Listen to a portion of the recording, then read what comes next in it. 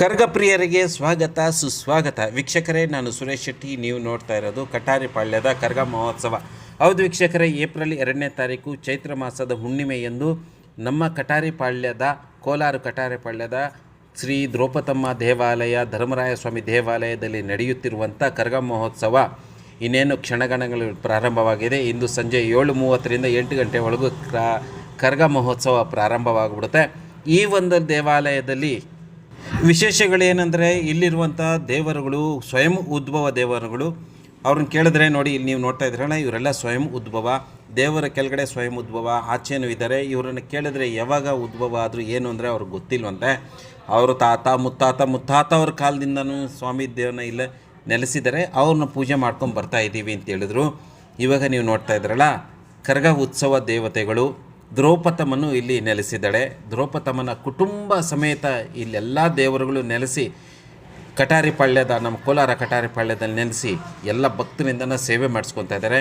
ಆ ಯಮ್ಮನನ್ನು ನೆನೆದು ನಾವು ಈ ಚಿತ್ರೀಕರಣ ಪ್ರಾರಂಭ ಮಾಡಿದ್ದೀವಿ. ನೋಡ್ತಾ ಇರುವ ನಿಮ್ಮೆಲ್ಲರಿಗೂ ಶುಭವಾಗಲಿ, ಶುಭ ಮಂಗಳಂ. ಸೊ ಬನ್ನಿ, ಈಗ ನಾವು ದೇವರನ್ನು ದರ್ಶನ ಪಡೆಯೋಣ.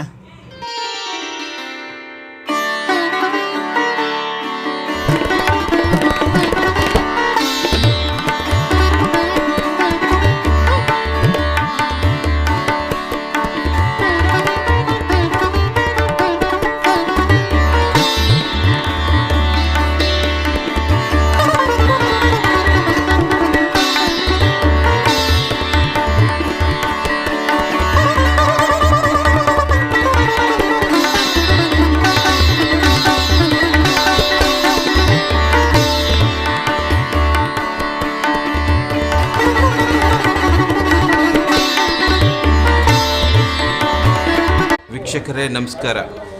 ಕಟಾರಿಪಾಳ್ಯದಲ್ಲಿ ಶ್ರೀ ಧರ್ಮರಾಯ ಸ್ವಾಮಿ ದೇವಸ್ಥಾನದಲ್ಲಿ ನಿಮಗೆ ಒಂದು ಅದ್ಭುತ ವಿಷಯ ಅಡಗಿದೆ. ಅದು ಏನಂದರೆ, ಇಲ್ಲಿ ಸ್ವಯಂ ಉದ್ಭವ ದೇವರು. ನೀವು ಡೈರೆಕ್ಟಾಗಿ ಬಂದರೆ ನಿಮಗೆ ಸ್ವಯಂ ಉದ್ಭವ ದೇವರು ಕಾಣಿಸೋದಿಲ್ಲ. ಇಲ್ಲಿ ಬಂದು ಸ್ವಲ್ಪ ಒಂದೆರಡು ನಿಮಿಷ ನಿಂತ್ಕೊಂಡು ತಾಳ್ಮೆಯಿಂದ ದೇವರದ ಎಡಭಾಗದಲ್ಲಿ ಚಿಕ್ಕದೊಂದು ಸಂದಿ ಇದೆ. ಆ ಕಿಂಡಿಯಿಂದ ನೀವು ನೋಡಿದ್ರೆ ಸ್ವಯಂ ಉದ್ಭವ ದೇವರು ನಿಮಗೆ ಅಲ್ಲಿ ಕಾಣಲು ಸಿಗ್ತದೆ. ಆಮೇಲೆ ಮುಂದ್ಗಡೆದು ಇಲ್ಲಿ ಧ್ವಜಾರೋಹಣ ಮಾಡಿದ್ರಲ್ಲ, ಅಲ್ಲೂ ಒಂದು ಸ್ವಯಂ ಉದ್ಭವ ದೇವರಿದ್ದಾರೆ. ಈ ದೇವಸ್ಥಾನಕ್ಕೆ ಬಂದಾಗ ನೀವು ಈ ದೇವರನ್ನು ನೋಡಬೇಕು ಅಂದರೆ ಮೊದಲನೇದಾಗಿ ಸ್ವಯಂ ಉದ್ಭವ ದೇವ್ರನ್ನ ನೆನೆಸ್ಕೊಳ್ಳಿ.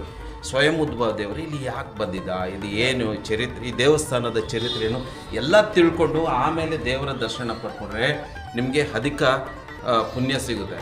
ಯಾಕೆಂದರೆ ನಾವು ಬಂದ್ವಿ, ನಮ್ಮ ಕಣ್ಣು ತುಂಬ ದೇವ್ರು ಚೆನ್ನಾಗಿ ಕಾಣಿಸ್ತಾನೆ ಅಂತ ನೋಡಿದ್ವಿ, ಕಣ್ಣು ಮುಚ್ಚಿದ್ವಿ, ನಮಸ್ಕಾರ ಮಾಡ್ಕೊಂಡ್ರಿ, ಹೊರಟೋಗ್ಬಿಟ್ವಿ ಅಂತ ಹೇಳಿದ್ರೆ ಅದರ ಫಲ ಎಷ್ಟು ಸಿಗಬೇಕೋ ಅಷ್ಟೇ ಸಿಗುತ್ತೆ. ಆದರೆ ಈ ಸ್ಥಳ ಮಹಿಮೆ, ಈ ದೇವಸ್ಥಾನ, ಇಲ್ಲಿ ದೇವರು ಹೇಗೆ ಉದ್ಭವ ಆದರು, ಏನು ಇದ್ರ ಮಹಿಮೆ ಏನು, ಇವೆಲ್ಲವನ್ನು ತಿಳ್ಕೊಂಡಾಗ ನಿಮ್ಮ ಮನಸ್ಸಲ್ಲಿ ನಿಮಗೆ ಗೊತ್ತಿಲ್ಲದಿರೋಣ ಆ ಒಂದು ಭಕ್ತಿ ಇರೋದಲ್ಲ, ಅದು ಸ್ವಲ್ಪ ಹೆಚ್ಚಾಗುತ್ತೆ.